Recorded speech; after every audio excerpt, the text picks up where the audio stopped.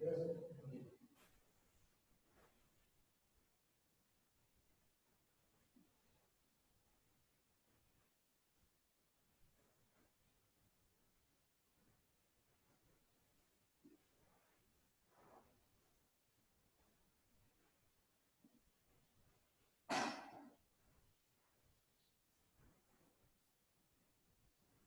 का थोड़ा सा चेहरा इधर कर दीजिएगा।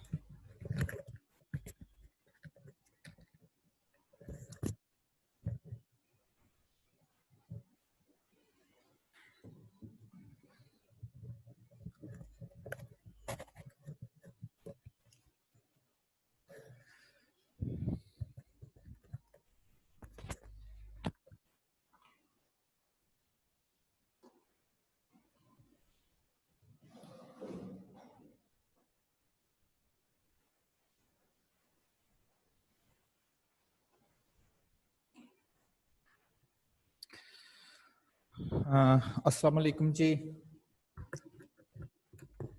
आज का जो नेक्स्ट टॉपिक है, मैंने टेस्ट जो आपका मैंने आपसे कहा था, वो मैं आपको at the end of the lecture explain करता हूँ वो किस तरह से होगा।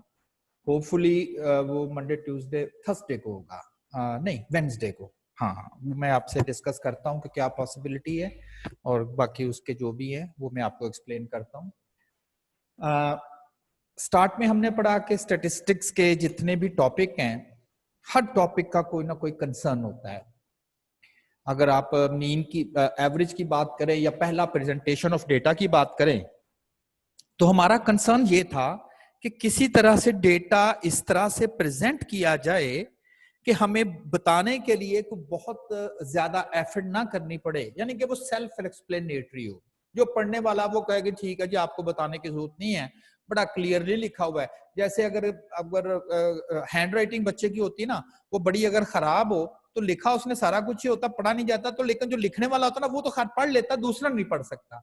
लेकिन अगर अच्छे तरीके से लिखा हुआ तो हर कोई पढ़ सकता, तो आपको एक्सप्लेन करने की जरूरत नहीं होती, वो कहेगा हाँ जी क्लियर है मुझे।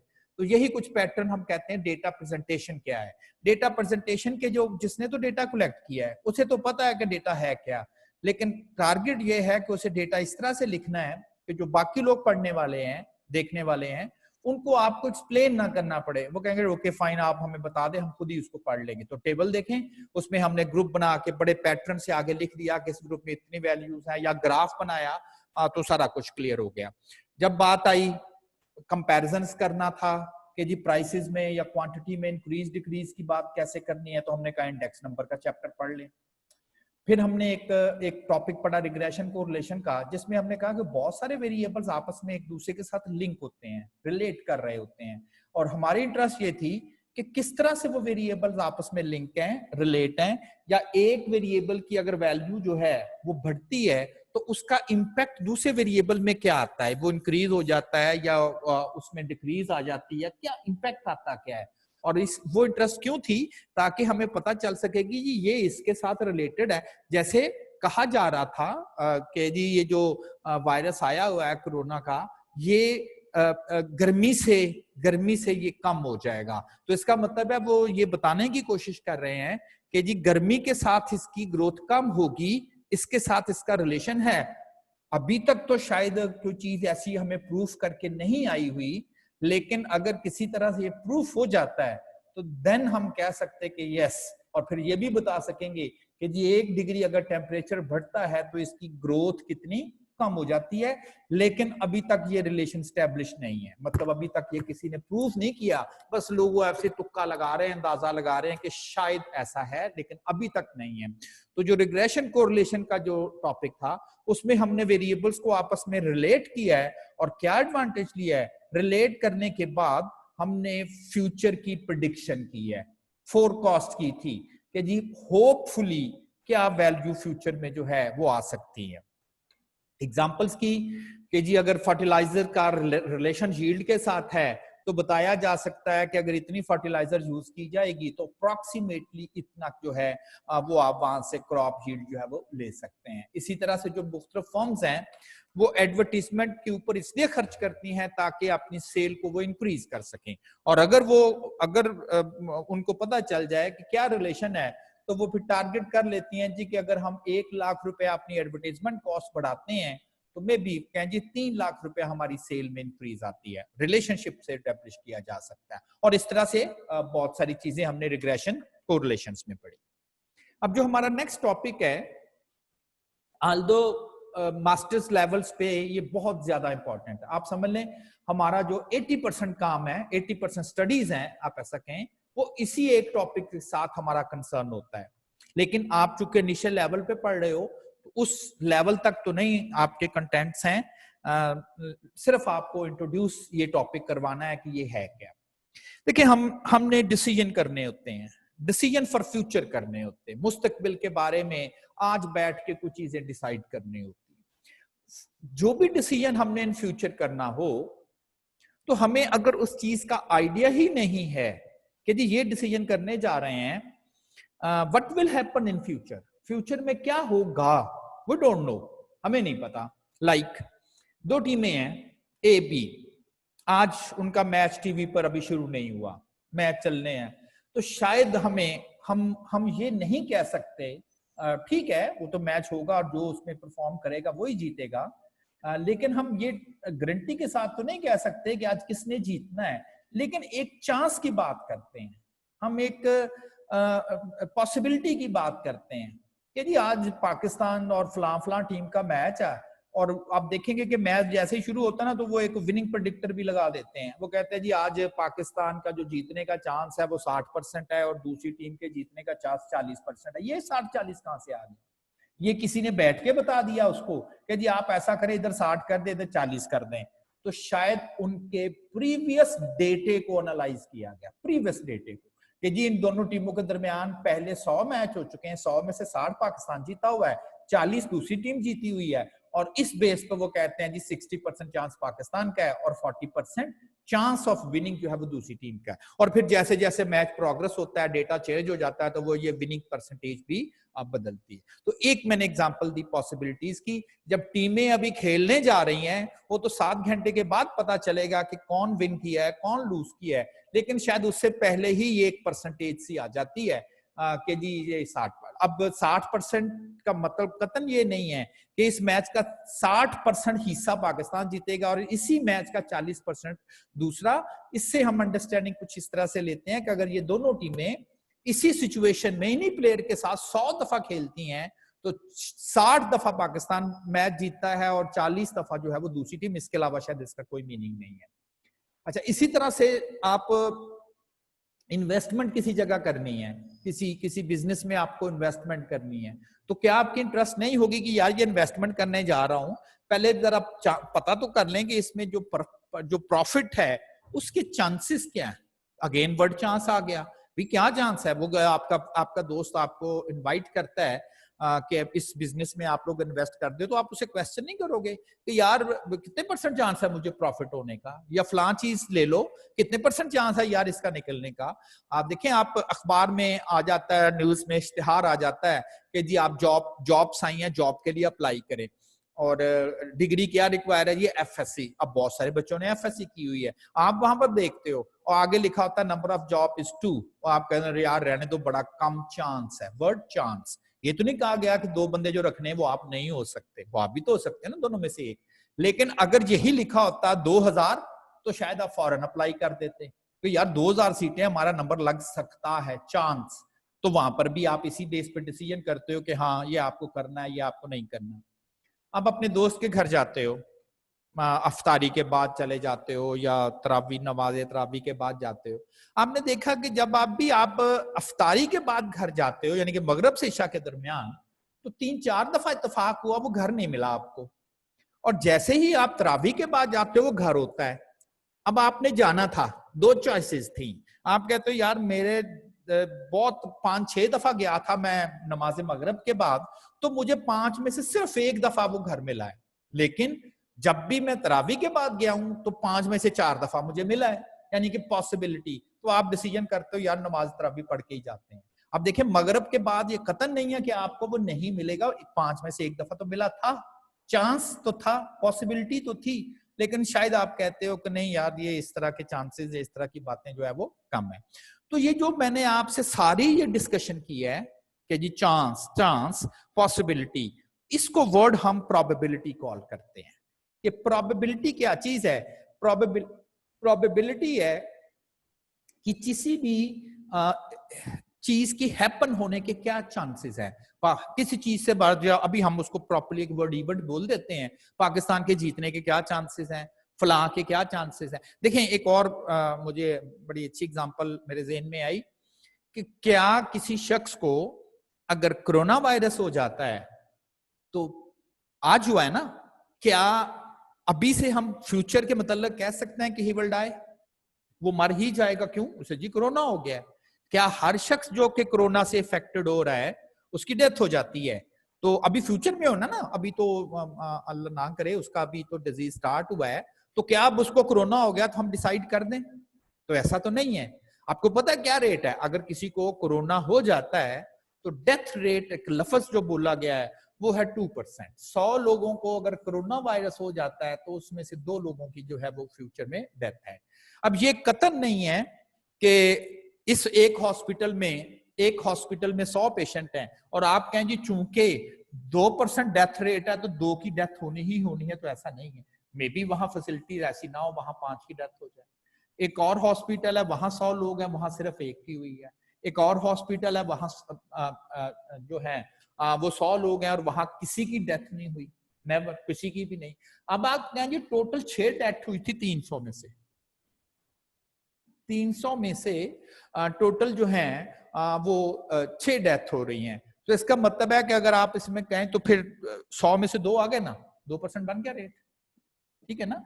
तो ये जो डेटा था, इसलिए कि ऑलरेडी जो लोग कोरोना से इफेक्टिव हो रहे थे उन पब्लिक मतलब पूरे जो मुख्तलिफ ऑर्गेनाइजेशंस हैं, WHO, वर्ल्ड हेल्थ ऑर्गेनाइजेशन, उनके पास सारा डेटा अवेलेबल है और उन्हें पता है जी कि, और ये मुख्तलिफ जगह पर मुख्तलिफ होगा ना। वही बात, मैंने इसको हॉस्पिटल कह दिया, आप समझ लीजिए अमेरिका के 100 लोग हैं, ये पाकिस्तान के 100 लोग हैं, 1 की डेथ हुई, अमेरिका के 100 में से 5 की हुई, ये किसी और कंट्री है चाइना, वहां 100 लोगों को इफेक्टिव हुआ लेकिन वहां कोई डेथ नहीं हुई। अगर आप ओवरऑल परसेंटेज बनाएंगे तो वो 2%, तो हर एक के लिए तो 2% नहीं ना है। तो ये एक जनरल फिगर आपको प्रोवाइड की जाती है।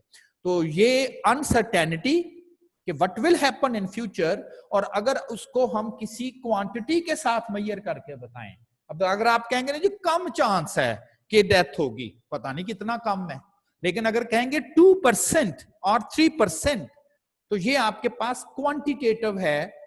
मैं लफ्ज अनसर्टेनिटी बोल रहा हूं ना, आई डोंट नो। जैसे पाकिस्तान ने 60% चांस है मैच जीतने का, तो वो तो आखिर में या जीतेगा या नहीं जीतेगा, तो अनसर्टेनिटी तो है ना, तो इसको वर्ड हम प्रोबेबिलिटी बोलते हैं।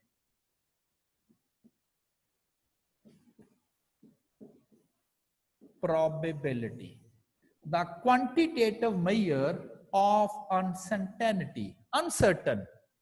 अनसर्टन है, पता नहीं क्या होना है। कॉइन, मैंने सिक्का एक फ्लिप किया है, सिक्का, उसकी एक साइड पर हेड होता है और उस सिक्के के दूसरे रुख पे टेल होगा। आप उसे फ्लिप करते हो, फ्लिप करने से पहले क्या बता सकते हैं हेड आने का चांस? मैं ये नहीं पूछ रहा हेड आएगा कि टेल आएगा, हेड आने का चांस ज्यादा है या टेल आने का चांस ज्यादा है? आप कहेंगे बराबर, 50%, यस 50%। लेकिन जब कॉइन फ्लिप हो जाता है, नीचे गिर जाता है, फिर तो वो 50% वाली चीज खत्म हो गई, फिर तो क्या ये तो हेड आया, ठीक है ना। मैं बात कर रहा हूं उस चीज को परफॉर्म करने से पहले। आप लूडो खेलते हो, बच्चे घरों में लूडो खेलते हैं, डाइस के साथ दाना थ्रो करते हैं, उसके एक पर 1 लिखा हुआ है, एक पर 2, 3, 4, 5, 6। आप कहोगे जी कौन सा नंबर आने का चांस ज्यादा है? तो शायद सबका सेम, ऐसा ही है ना। 1 आने का भी उतना ही चांस है जितना 2, नंबर 2 आने का चांस है जितना नंबर 3, जितना नंबर 4, जितना नंबर 5 और जितना number 6। Every number has the same chance of occurring. वो तो जब आप थ्रो कर देते हो, एक्चुअली थ्रो हो जाती है, तो फिर तो आप बता सकते हो ना कि क्या आया है, लेकिन मैं इससे पहले की बात कर रहा हूं। इसी तरह से कार्ड्स प्लेइंग है, ताश के पत्ते हैं, तो बहुत सारे ऐसे हैं। अच्छा, आपका ये जो कोर्स है, क्योंकि इसमें हमने कोई आप हायर लेवल्स पे नहीं पढ़ रहे, तो वहां पर जो ये जो प्रोबेबिलिटी मैंने कैलकुलेट करनी है, ये किसी एक्सपेरिमेंट की करनी है, एक्सपेरिमेंट, तजर्बा। एक्सपेरिमेंट से करनी है। जैसे इधर एक्सपेरिमेंट था, कोरोना वायरस का डेटा इकट्ठा करें और प्रोबेबिलिटी कैलकुलेट करें। इधर जो मैंने वर्ड 50% बोला है, इसका एक्सपेरिमेंट क्या था कि कॉइन को टॉस करें, कॉइन को टॉस करें और फिर देखें कि जी इसके ऊपर इसके आने का क्या चांस है, इसके आने का क्या चांस है। भी हमें चांस से क्यों इंटरेस्ट है? हमें चांस से इसलिए इंटरेस्ट है कि हम अपने फ्यूचर के मतलब डिसीजन कर सकें। लाइक आप किसी जगह पर बेट लगाते हो, शर्त लगाते हो। हमारे तो इधर अगर कोई बेट शर्ट लगाए किसी मैच पे या किसी वैसे, तो पकड़ के ले जाते हैं ना। तो बहुत सारे कंट्रीज में कसिनोज खुले हुए हैं, ठीक है ना, वहां पर जो ऑफिशियल है बैटिंग उनकी, वो जुआ वगैरह पे कसिनोज खुले हुए हैं और वो लीगल है, उनको उनके बकायदा गवर्नमेंट सपोर्ट करती है उनको कि आप ठीक है जी आप बेट पर पैसे लगाएं और चांस करें। तो कसिनो में यही काम चलता है। तो एक्चुअली वहां अनसर्टेनिटी होती है ना, वहां पर जो खेलने जाता है वो कहता है यार मैं किधर पैसे लगाऊं। या अक्सर आपने वो ताश के पत्ते देखे होंगे, वो जी अगर तीनों ए आ जाएं या तीनों किंग आ जाएं या तीनों क्वीन आ जाएं तो फिर ठीक है जी आप इतने पैसे। वो फिल्मों वगैरह में आपने देखा होगा, क्योंकि प्रैक्टिकली हमारे इधर कंट्री में तो ये कस्टम्स नहीं है ना कि हम ऑफिशियली जो है वो जुआ खाने बने हुए हैं और हम वहां पर बेटिंग जाके करते हैं, कसिनोस बने हुए, तो ऐसा नहीं है। बहाल सबसे ज्यादा अगर आप अनसर्टेनिटी की बात करें या पॉसिबिलिटी प्रोबेबिलिटी की बात करें तो वो वही कसिनो क्लब ही है। सबसे अच्छा डेटा आप समझ ले वहीं से आता है। और अमेजिंगली ये जो प्रोबेबिलिटी का सब्जेक्ट है ये ओरिजिनेट भी कसिनो क्लब से हुआ था, यानी कि जो वहां से ही ये आइडिया फ्लरिश हुआ था। फिर इसको ये एकेडमिक्स में लेकर आए और पता चला कि ये तो बहुत अच्छा हो गया कि हम हर काम को करने से पहले उसकी पॉसिबिलिटीज का हमें कुछ आइडिया होता है। देखिए आप किसी डॉक्टर के पास जाते हो, खुदा ना खास्ता डॉक्टर कहते हैं यार ये मेडिसिन से जो है ना वो आप करें इलाज। कुछ लोग कहते हैं जी ऑपरेशन, तो फिर आप पूछते नहीं है डॉक्टर साहब ऑपरेशन कामयाब होने का कितने % चांस है? तो पता चलता है ये 50-50 है। तो आप कहते हैं नहीं यार ऑपरेशन रहने दो। अच्छा जी फला ऑपरेशन, ये सिर्फ 80% चांस है जी कि ये ऑपरेशन कामयाब रहेगा। वो कतन ये नहीं कह रहा कि आप ठीक ही होंगे। वो 80 में से 20% का ठीक नहीं होना, हो सकता है 20 में से वो एक आप हो, लेकिन आपको कुछ तो पता चला ना। आपने 50-50 पर रिस्क नहीं लिया। आप कहते हैं यार पेन बहुत है, तकलीफ बहुत है, चले 80% चांस है, 90% होता तो शायद और जल्दी आप करवा लेते। वो कहता जी 99.99% चांस है कि आप ऑपरेशन से रिकवर हो जाएंगे। तो उसने 100% तो गारंटी आपको नहीं दी, लेकिन वो जो 99.99 की बात कर रहा, डॉक्टर को कैसे पता चला? वो कह रहा जी मैंने पिछले 5 साल से 10 साल से इतने ऑपरेशन किए हैं और इतने में से सिर्फ एक पेशेंट ऐसा था जिसका ये कामयाब नहीं रहा, बाकी तो इस हिसाब से ये 99% बनता। तो बिल्कुल ठीक है। यानी कि हमें हर जगह पर जरूरत पड़ती है, हर जगह पर चांस की जरूरत पड़ती है। तो अब ये जैसे एक चीज तो बता दीजिए, जिसको कोरोना होता है उससे 2% लोगों की डेथ होती है, लेकिन अगर ये पूछा जाए कि ये खत्म कब होना है तो वो देख ले कोई, वो आपका प्राइम मिनिस्टर भी टीवी पर आता है, कहता नो वन नोस कि कब कोरोना खत्म होगा। किसी को नहीं पता। वैक्सीन की बात हो रही है, वो प्रोबेबिलिटी नहीं है। वो कब देखे ना, प्रोबेबिलिटी नहीं है। वो कह रहे हैं जी कि अगले साल आ जाएगी, अब ये बनने पर है ना। वो आप ये नहीं कह सकते 50% चांस है जी इस महीने आ जाएगी और 50% चांस है ऐसा।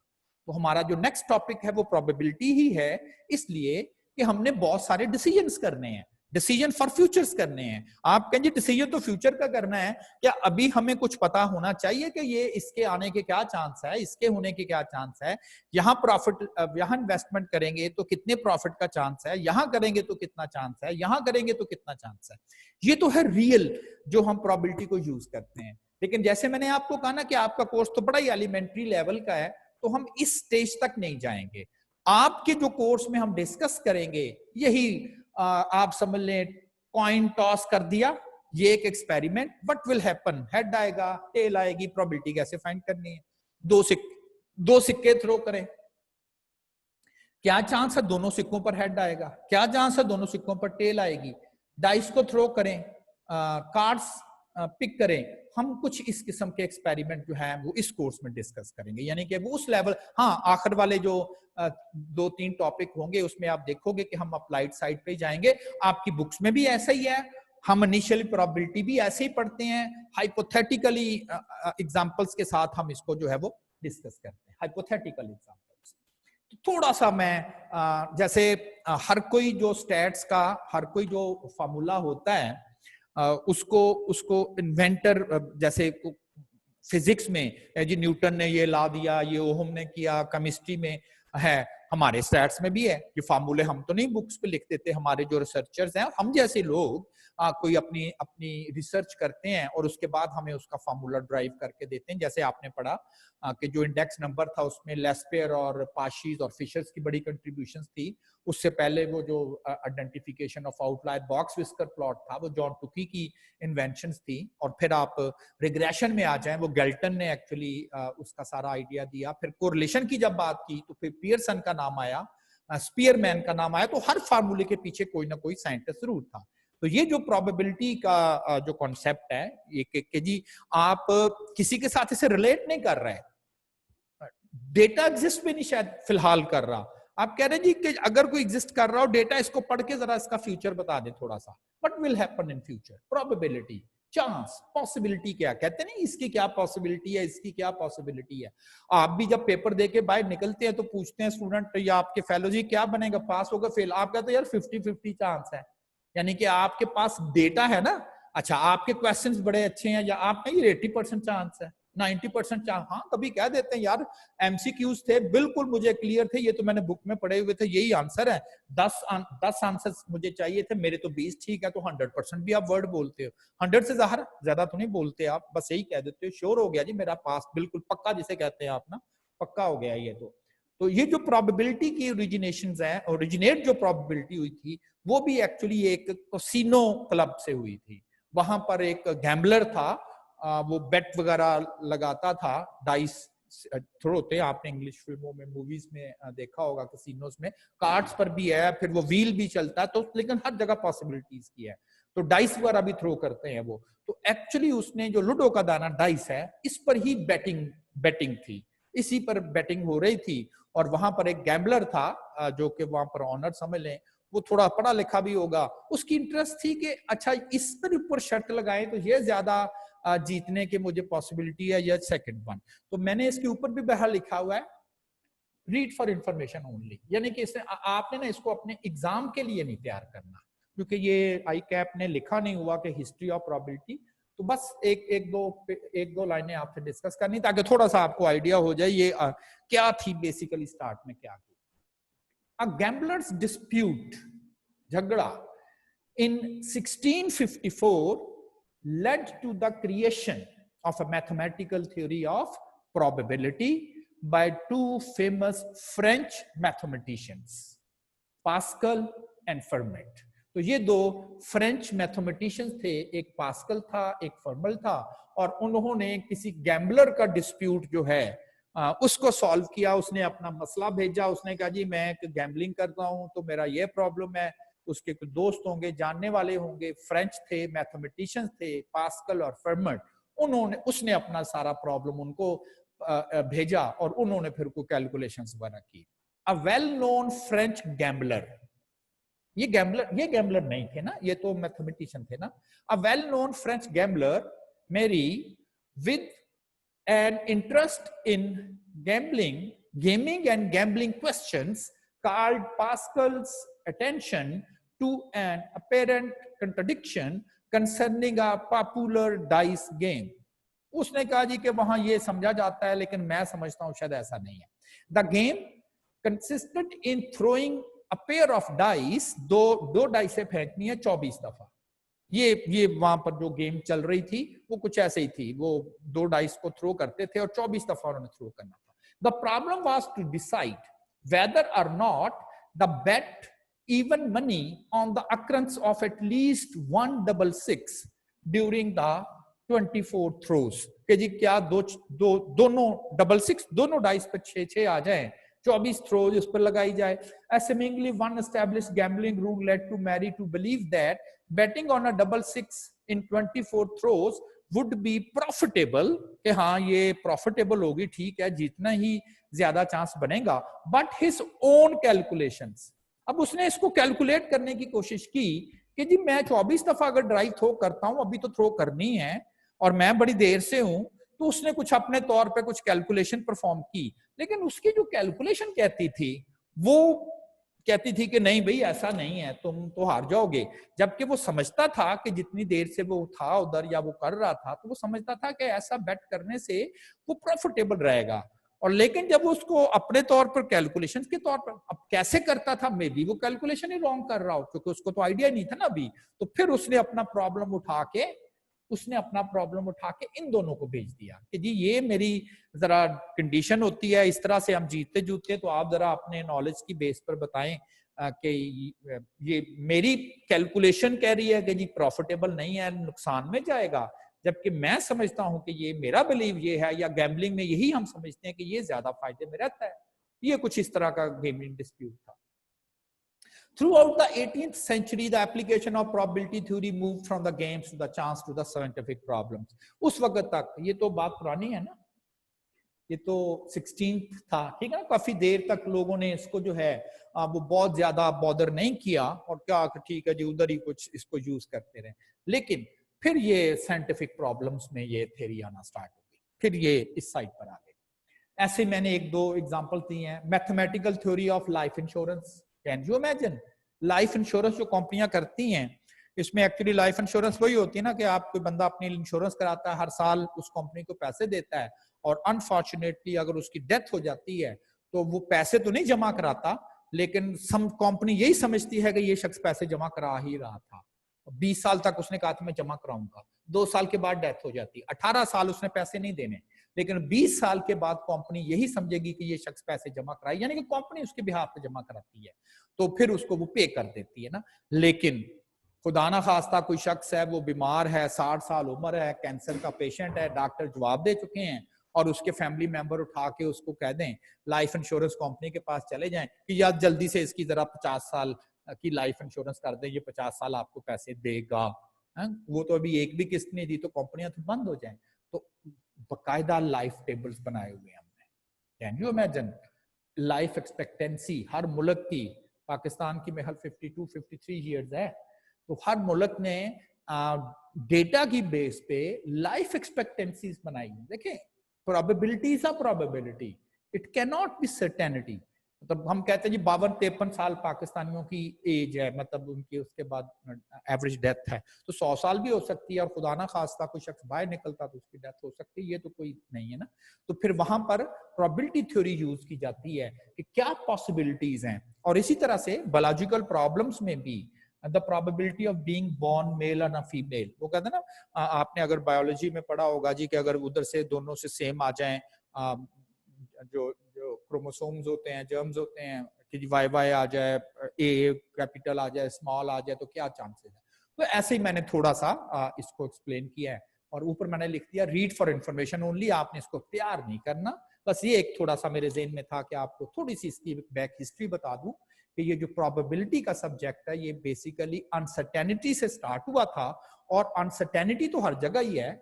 आप यार उधर जाने का कोई फायदा नहीं है, 90% चांस है, 80% चांस है। बारिश की बात करते हैं जी, आज 10% चांस है, आज 50%, तो हर जगह प्रोबेबिलिटी चल रही हो। अब प्रोबेबिलिटी है क्या, मतलब उसकी अब प्रॉपर डेफिनेशन पढ़ते हैं। Probability is the chance that something will happen, something, वो पास हो जाएगा, बारिश होगी, मैच जीत जाएगा, हेड आ जाएगा, 3 आ जाएगा, इसको मैं समथिंग का वर्ड बोल रहा हूं। Probability is the chance that something will happen. The words such as chance, likelihood, possibility, proportion have the similar meaning as probability. अक्सर लोग पॉसिबिलिटी कह देते हैं, जरा थोड़े से पढ़े लिखे लोग या जिस वर्ड को जानते हैं वो प्रोबेबिलिटी का वर्ड बोल देते हैं।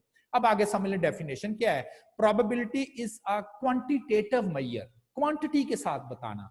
ये कह देना कि जी बड़ा चांस है हेड आएगा, थोड़ा चांस है हेड आएगा, ऐसा नहीं, 50% चांस है हेड आएगा, यस, ये है quantitative measure of uncertainty. Uncertainty इसलिए कि हमें क्या पता, हमें तो नहीं ना पता क्या होने जा रहा है। which is quite commonly used in statistical inference, infer करना, नतीजा अखज़ करना हो कुछ इंफॉर्मेशन की बेस पे, तो नतीजा तो फॉरवर्ड फ्यूचर के मतलब आपने बताना है कि जी कल बारिश होगी कि नहीं। अब देखें, फर्ज करें अभी 1 बजा है, और मैं आपसे पूछूं आज 12 बजे बारिश होने के क्या चांस है? अभी 12 बजे तो आपको एक्चुअली पता होगा बाहर बारिश हो रही होगी, तो आप कहते हैं बारिश हो रही है, नहीं हो रही तो आप कहते हैं नहीं हो रही। बात तो होगी 2 बजे क्या होगा, 4 बजे क्या होगा, तो वो इस फ्यूचर्स की बेस पे ये सारे डिसीजंस करना। अब इसमें कुछ टर्म्स मैंने यूज करनी है। ज़ाहिर है प्रोबेबिलिटी, किसी जगह से डेटा लेंगे, कलेक्ट करेंगे, फिर ही आप प्रोबेबिलिटी कैलकुलेट कर सकते हो। तो ऐसा डेटा जिससे आपने डेटा कलेक्ट करना है, उस एक्सपेरिमेंट को हम रैंडम एक्सपेरिमेंट बोलते हैं। ये हमने प्रोबेबिलिटी में रिग्रेशन में भी वर्ड रैंडम पढ़ा था। Any process whose result cannot be predicted with certainty। एक कॉइन टॉस करने लगे हैं, क्या रिजल्ट आएगा जी? प्रिडिक्ट करें, हेड आएगा टेल आएगा, श्योरली बताना है, वी डोंट नो। हम कहते हैं ये रैंडम एक्सपेरिमेंट। ऐसा कोई भी एक्सपेरिमेंट जिसके रिजल्ट को आप सर्टेनिटी के साथ ना बता सकेंगे ये आएगा। हाँ, एक कॉइन आपने ऐसा बना लिया है, आप समझ लो 2 कॉइन जोड़ दिए आपने और दोनों साइड पर हेड ही है। अब आपको मैं कहूं कि ये ऐसा कॉइन है जिसके दोनों साइड पर हेड है, इसको जरा थ्रो करें, तो क्या थ्रो करने से पहले ही आप बता सकते हैं कि इसके ऊपर हेड आएगा कि टेल आएगी? यस, हेड ही आएगा, इसके दोनों साइड पर जो हेड है। तो ये तो रैंडम एक्सपेरिमेंट नहीं है, इधर तो अनसर्टेनिटी है ही नहीं, तो यहां पर प्रोबेबिलिटी की तो बात ही नहीं करेंगे। ये तो नहीं आप कहेंगे अच्छा जी दोनों साइड पर है तो हेड ही जरा थ्रो करके देखते हैं शायद टेल आ जाए, भी कैसे आ जाए ना, तो इसमें तो प्रोबेबिलिटी करने की जरूरत ही नहीं है। तो जहां पर प्रोबेबिलिटी हम कहां पर अप्लाई करते हैं? Whenever there is uncertainty, ये जी हेड आएगा टेल आएगा पता नहीं, डाइस थ्रो करने लगे जी बताओ पहले क्या आएगा, वी डोंट नो, पता नहीं क्या आएगा। तो जहां पर भी अनसर्टेनिटी आ गई उसको क्वांटिटी के साथ मेजर करना, उसको हम कहते हैं प्रोबेबिलिटी। और इसके लिए जो डेटा लेंगे हम कहेंगे कि ये ऐसा डेटा होगा एक्सपेरिमेंट से कि जिसके हम आउटकम, जिसके रिजल्ट्स को बिफोर टाइम अनसर्टेनिटी के साथ ना बता सकें, उसे हम कहते हैं रैंडम एक्सपेरिमेंट। और चूंकि सर्टेनिटी के साथ नहीं बता सकते तो इसका मतलब है कि देयर इज अनसर्टेनिटी, तो उसके बाद हम उसकी प्रोबेबिलिटी कैलकुलेट करेंगे। आउटकम किसे कहते हैं? इज अ पॉसिबल रिजल्ट को कहते हैं। कॉइन को टॉस किया है, आपके जी क्या आया? हेड आ गया जी, ये इस एक्सपेरिमेंट का रिजल्ट कल आएगा। बता तो नहीं ना सकते थे, वो तो जब परफॉर्म हो गया है फिर ही बताएंगे ना। इसी तरह से लूडो का दाना थ्रो करने लगे हैं, अनसर्टेनिटी है, हाँ जी अनसर्टेनिटी है, ये जो थ्रो करने लगे हैं ये क्या जी? ये एक रैंडम एक्सपेरिमेंट है, we don't know what will happen. अच्छा जी क्या आ गया इसका रिजल्ट तो बताएं जी, 4 आया, 4 नंबर इसके ऊपर आ गया, तो वो उसकी आउटकम कहलाएगी। तो एक्सपेरिमेंट परफॉर्म करने के बाद का जो रिजल्ट है उसको हम कहते हैं ये इस एक्सपेरिमेंट की क्या है? ये इस एक्सपेरिमेंट की आउटकम है। सबसे ज्यादा समझ लें अब एक बड़ी important definition, a list of all possible outcomes, जितने पॉसिबल आउटकम्स हो सकते हैं ऑफ अ प्रोबेबिलिटी एक्सपेरिमेंट, उसे सैंपल स्पेस कहते हैं। लाइक कॉइन को टॉस करें, मैं नहीं कह रहा कि मुझे बताएं क्या आया है, एक सिक्का अगर आप टॉस करेंगे तो कितने पॉसिबल रिजल्ट्स आ सकते हैं? 2, या उस सिक्के के ऊपर हेड आ सकता है या उस सिक्के के ऊपर टेल आ सकती है, इसके अलावा तो नहीं कोई और ऑप्शन। अगर आप दोनों आउटकम जो कि पॉसिबिलिटी बनती है उसको अगर आप लिख देंगे तो इसको हम सैंपल स्पेस का नाम देते हैं कि ये जी मैंने इस एक्सपेरिमेंट की सैंपल स्पेस जो है वो बना दी है। अब ये चूंकि इंपॉर्टेंट कंसेप्ट है, जब भी मैंने प्रोबेबिलिटी कैलकुलेट करनी है तो मुझे सैंपल स्पेस बनानी पड़ेगी उस एक्सपेरिमेंट की, जितने भी पॉसिबल रिजल्ट उस एक्सपेरिमेंट के हो सकते होंगे मुझे लिस्ट करने पड़ेंगे। देखेंगे ना क्यों लिस्ट करना है। बहरहाल सैंपल स्पेस किसे कहते हैं? A list of all possible outcomes of a probability experiment. और प्रोबेबिलिटी कैलकुलेट करने के लिए जो भी हमने एक्सपेरिमेंट परफॉर्म करने हैं, हमें उन एक्सपेरिमेंट की जो जितने भी पॉसिबल रिजल्ट्स हैं वो हमें लिखने हैं। तो थोड़ी सी अब हम प्रैक्टिस करेंगे और आप देखेंगे कि मैंने जो आपसे एक्सपेरिमेंट डिस्कस करने हैं वो मेनली कॉइन टॉसिंग होंगे, सिक्का थ्रो करना 1 2 3, या वो एक्सपेरिमेंट होंगे डाइस के, लूडो का दाना थ्रो करना 1 2, या वो कार्ड पिकिंग एक्सपेरिमेंट्स होंगे, ताश के पत्ते सेलेक्ट करना, या वो सिलेक्शन एक्सपेरिमेंट्स होंगे कि जी कुछ क्लास है, उधर बच्चे बैठे हुए हैं, बॉयज भी हैं, गर्ल्स भी हैं, हम उनमें से 2 बच्चे सेलेक्ट करते हैं, तो बताएं जी बॉयज आने का क्या चांस है, तो ये सिलेक्शन एक्सपेरिमेंट्स होंगे। तो चूंकि हमें प्रोबेबिलिटी कैलकुलेट करने के लिए उस एक्सपेरिमेंट की सैंपल स्पेस रिक्वायर है, sample space mean all possible results क्या दे रिक्वायर है, सैंपल स्पेस बनाना हमारा पहला कंसर्न होगा। तो एक दो छोटी छोटी एग्जांपल्स हम करते हैं। एक्सपेरिमेंट है tossing of a single coin. अगर आप सिर्फ एक सिंगल क्वाइन को अगर आप फ्लिप करते हो, सैंपल स्पेस को हम एस के साथ जो है वो रिप्रेजेंट करते हैं, एस। अगर आप एक सिंगल क्वाइन टॉस करते हो और मैं कहूं कि जी इसकी सैंपल स्पेस बनाएं, तो आप कहें जी सिंगल टॉस है तो 2 पॉसिबल आउटकम्स बनती हैं, या तो उसके ऊपर हेड आ सकता है पॉसिबली, या टेल। लिस्ट लगा दी ना आपने, जितने रिजल्ट पॉसिबल आ सकते थे आपने कहा 2 ही तो पॉसिबिलिटी था, या ये हेड आएगा या टेल आएगी, 2। Experiment tossing of 2 coins. अब जब आप 2 कॉइन्स टॉस करेंगे तो 2 कॉइन्स टॉसिंग में 4 पॉसिबल रिजल्ट आ सकते हैं। वो कैसे हो सकता है? जो पहला कॉइन हो उसके ऊपर हेड आ जाए, और जो दूसरा कॉइन है उसके ऊपर भी हेड ही आए, है ना पॉसिबिलिटी। 2 आपने सिक्के थे, आप कहिए दोनों पर ही हेड आए थे। एक पॉसिबिलिटी ये है कि जो फर्स्ट कॉइन है उसके ऊपर तो हेड आए, लेकिन सेकंड कॉइन के ऊपर टेल आए। पहले के ऊपर हेड आए लेकिन सेकंड कॉइन के ऊपर टेल आए, तो ये भी एक कॉम्बिनेशन आ सकता है। और ये भी पॉसिबिलिटीज है कि आप एक फर्स्ट के ऊपर टेल आए लेकिन सेकंड के ऊपर हेड आए। देखिए उसमें नंबर भी तो इंपॉर्टेंट है ना, पहला कॉइन और दूसरा कॉइन, ये नंबर 1 कॉइन है, ये नंबर 2 कॉइन है, ये दोनों डिफरेंट हैं। उसमें एक पहले कॉइन पर हेड आया, दूसरे पर टेल आई है, उसमें फर्स्ट कॉइन पर टेल आई और दूसरे पर हेड आया। और एक पॉसिबिलिटी ये भी बनती है जी दोनों कॉइन पर टेल भी तो हो सकती है, बिल्कुल हो सकती है। तो ये 4 पॉसिबल आउटकम्स या 4 पॉसिबल रिजल्ट्स बन सकते हैं जब आप जो है वो 2 कॉइन्स को जो है वो थ्रो करते हैं। Similarly tossing of 3 coins, 3 coin को फ्लिप कर रहे हैं। एक पॉसिबिलिटी ये है कि तीनों कॉइन्स के ऊपर हेड आ जाए, head on the first, head on the second, head on the third. अच्छा ये थोड़ी सी प्रैक्टिस करेंगे ना तो हमें बनाना आ जाएगा। एक इसका बनाने का तरीकाकार ये है कि आप 2 हेड लिख लें, ये देखिए, और एक टेल लिख लें। फिर क्या करें, टेल को ना एक पोजीशन मूव कर दें, ये देखें ये सेंटर में आ गए, और फिर इसको एक पोजीशन और मूव करके इधर लिख दें, यानी कि 2 हेड और एक टेल लिख लें। अगली आउटकम बनानी हो तो टेल को एक पोजीशन लेफ्ट पे मूव करते हैं, अगली आउटकम बनानी हो तो इधर इसको मूव करते हैं। तो कम से कम ये 3 आप बना लेंगे।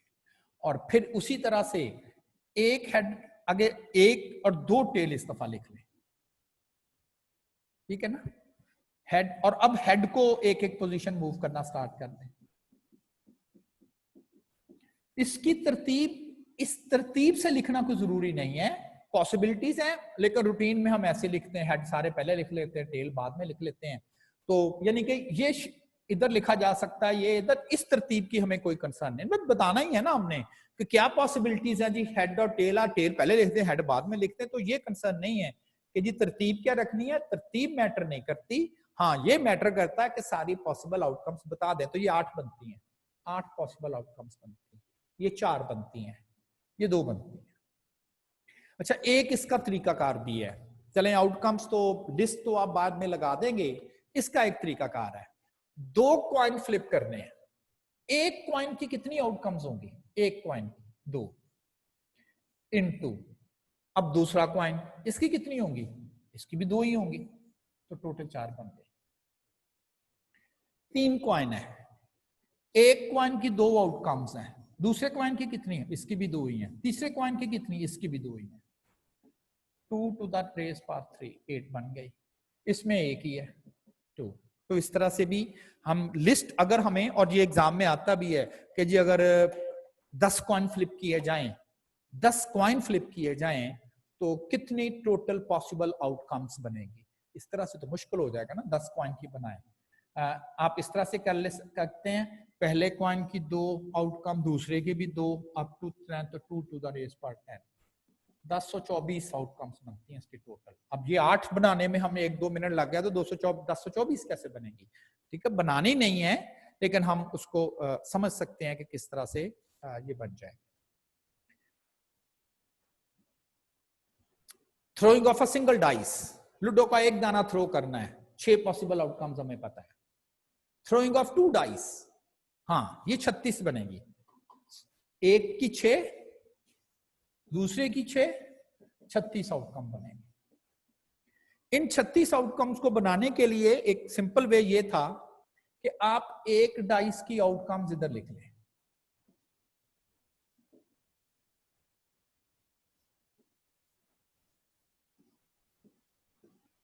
फर्ज करें ये फर्स्ट डाइस है और ये इस साइड पर सेकंड डाइस है। अब एक पॉसिबिलिटी ये है 1-1 मिला दें इनको आपस में।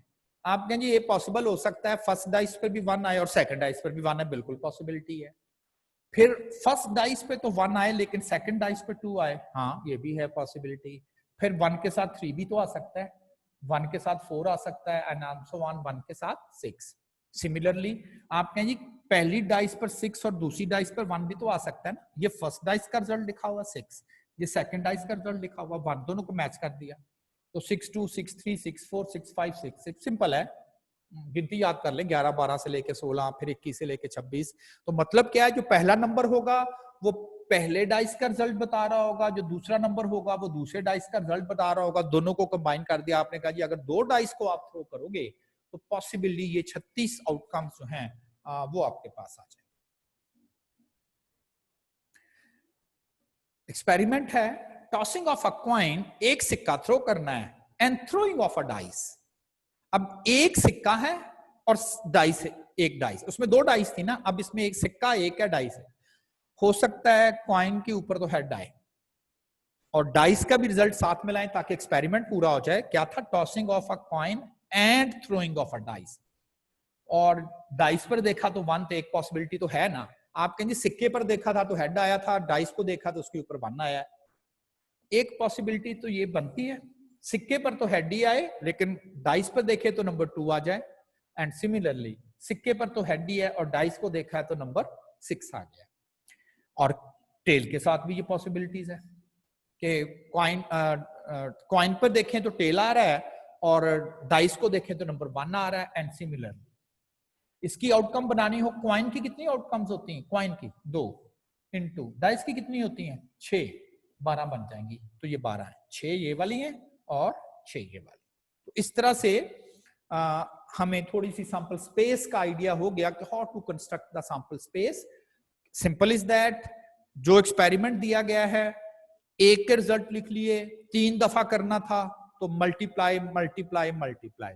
यहां कॉइन और डाइस था, कॉइन की आउटकम 2 थी, डाइस की आउटकम 6 थी, मल्टीप्लाई करके आप कह देंगे कि ये टोटल 12 आउटकम्स जो हैं ये हम बना सकते।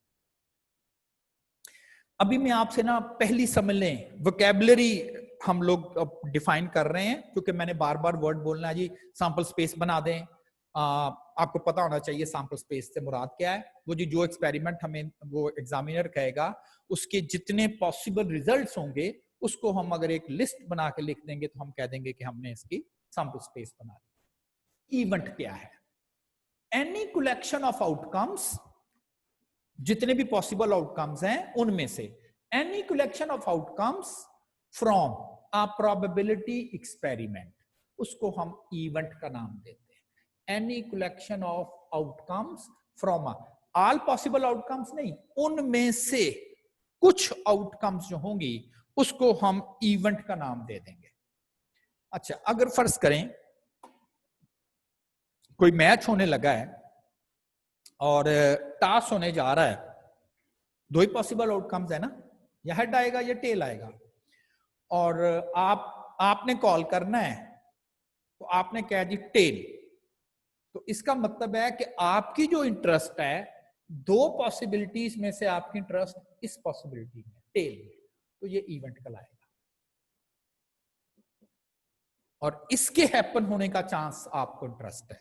तो इवेंट बहुत सारी आउटकम्स होंगी, हम कहेंगे ये तो टोटल आउटकम, आप बताएं आपकी इंटरेस्ट किस में है, तो हम कहेंगे कि ये इवेंट कहलाएगा। तो प्रोबेबिलिटी हमेशा किसी इवेंट की होगी।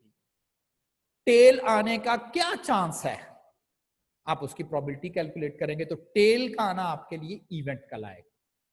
2 कॉइन थ्रो किए जा रहे हैं, मैं कहता हूं जब 2 कॉइन थ्रो किए जा रहे हैं, मेरी इंटरेस्ट ये है एक हेड होना चाहिए, तो फिर ये हमारे लिए इवेंट बन जाएगा, जो कि इसमें एक हेड है, पहला नहीं है, उसमें 2 हेड है, फोर्थ नहीं हमारी इंटरेस्ट, उसमें कोई हेड ही नहीं है।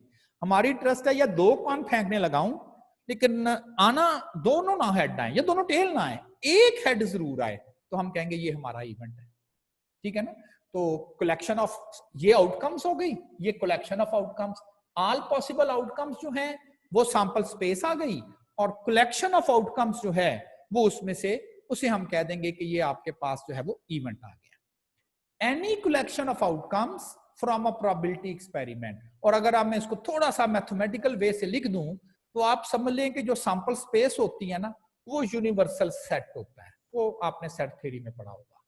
Sample space is a universal set, और इवेंट क्या कहलाएगा, सबसेट, उसमें से कुछ, ठीक है ना। जैसे अभी मैंने बात की, ये यूनिवर्सल सेट है और ये उसका कुछ पोर्शन है, लाइक ये सैंपल स्पेस है और ये उसमें से इवेंट है कि जी हमारी इंटरेस्ट सिर्फ इसमें, सारी आउटकम्स में नहीं है, इस आउटकम्स में हमारी इंटरेस्ट है, event.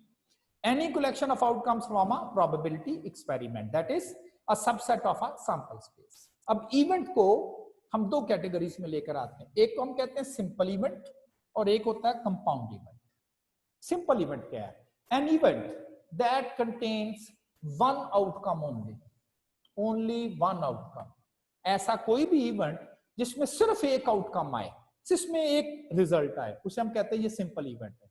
And event that contains more than one outcome, sample point भी कह देते हैं इनको और आउटकम्स भी कह सकते हैं। सैंपल स्पेस के जो रिजल्ट्स हैं, for example in tossing of 2 coins, simple event में भी मेरी इंटरेस्ट है 2 हेड्स होने चाहिए, 2 कॉइन फ्लिप किए गए हैं और मेरी इंटरेस्ट है कि दोनों के ऊपर हेड होने चाहिए,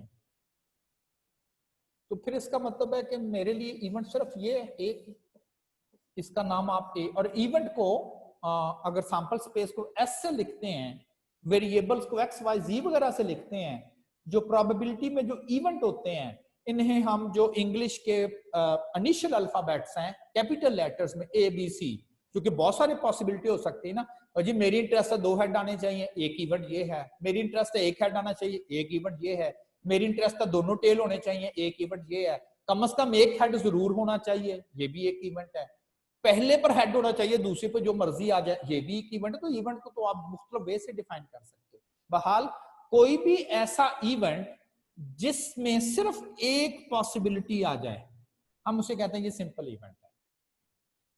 इन tossing of 2 coins, what is the probability that at least 1 head, ऐसी आउटकम में हमारी इंटरेस्ट है जिसमें कम से कम एक हेड जरूर हो, एक जरूर हो, दोनों भी तो हो सकते हैं ना, हमारी इंटरेस्ट है एक हेड जरूर होना चाहिए, उसमें है, इसमें एक हेड, कम से कम एक जरूर है, एक से ज्यादा जितने मर्जी हो जाए, इसमें भी हमारी इंटरेस्ट है, हाँ बिल्कुल ठीक है।